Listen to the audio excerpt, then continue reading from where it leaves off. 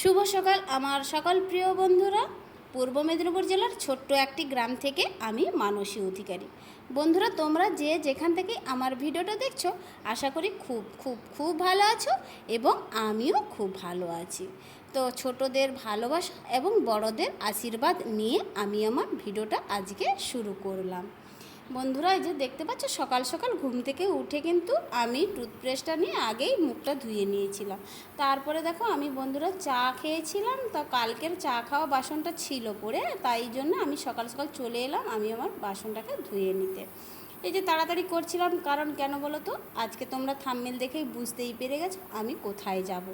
এই যে তাড়াতাড়ি করে বাসনপত্র মেজে আমি কি করব, চান টান করে চলে যাব তোমাদের মন্দিরের সামনে।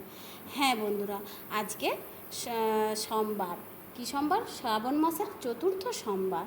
এই যে চতুর্থ সোমবারে আমরা ব্রত করেছি আর শিবের মাথায় আমরা জল ঢালতে যাব।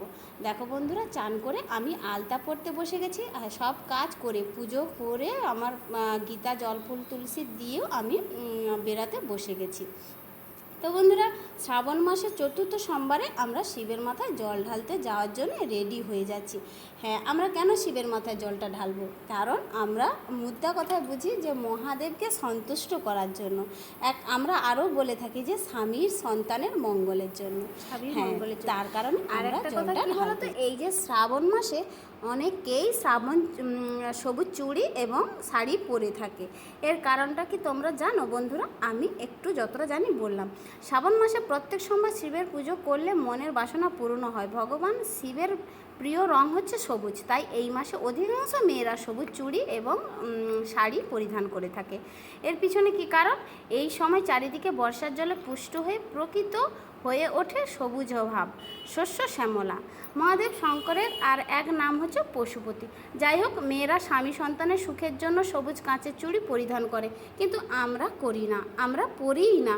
কারণ আমরা মনে করি স্বামী হচ্ছে আমার পরম দেবতা। আমি যদি স্বামীকে আমার বাস্তবায়নে তাকে যদি শ্রদ্ধা ভক্তি প্রদান করে থাকি, তাহলে আমার কাঁচের চুড়ি বা আমার শাড়ি পরার কোনো দরকার নেই। সবথেকে বড় কথা, আমার লাল পাড় সাদা শাড়ি এটাই যথেষ্ট। লাল পাড় এবং লাল ব্লাউজ। যাই হোক বন্ধুরা, অনেক বক বক করে মন্দির থেকে ফিরে এসে আমি ডিউটিতে চলে আসছি। এই যে ডিউটির পথে রওনা দিচ্ছি। তো দেখো, সাইকেল চালাচ্ছি, কিন্তু তোমাদের সঙ্গে কথা বলতেছি এবং সাইকেলও চালাচ্ছি। আর এই যে আমার বান্ধবী সাইকেলও চালাচ্ছি। তো আজকে থাম্বনেল দেখে তোমরা বুঝতেই পেরে গেছো আমি কি ভিডিও দিয়েছি। তো তোমরা দেখো, একটু স্কিপ না করে আমার ভিডিওটা দেখতে থাকবে। তো চলো। তো দেখো, তারপর বন্ধুরা আমি কিন্তু সারাদিন অফিস থেকে আমার কাজকর্ম করে বাড়ি ফিরে চলে এসেছি। বাড়িতে এসে দেখো, আমি যে সকালে গয়নাগুলো পরেছিলাম না, আর সেসব গয়নাগুলো আমি খুলে ফেলতেছি। কানের দুল বলো, গলার হার বলো, তাছাড়া হাতের চুড়ি সবই খুলে ফেলতেছি। কারণ এইসব পরে আমি আবার বেশিক্ষণ থাকতে পারি না। আমি একটু সরু সরু পরতে খুব পছন্দ করি। কানের ছোট ছোট বসা ট্যাপ, গলায় সরু চেন বা হাতে এই একটাই কেবলমাত্র নোয়া, এইটুকুনি বেটার। আর আমি কিছু পছন্দ করি না।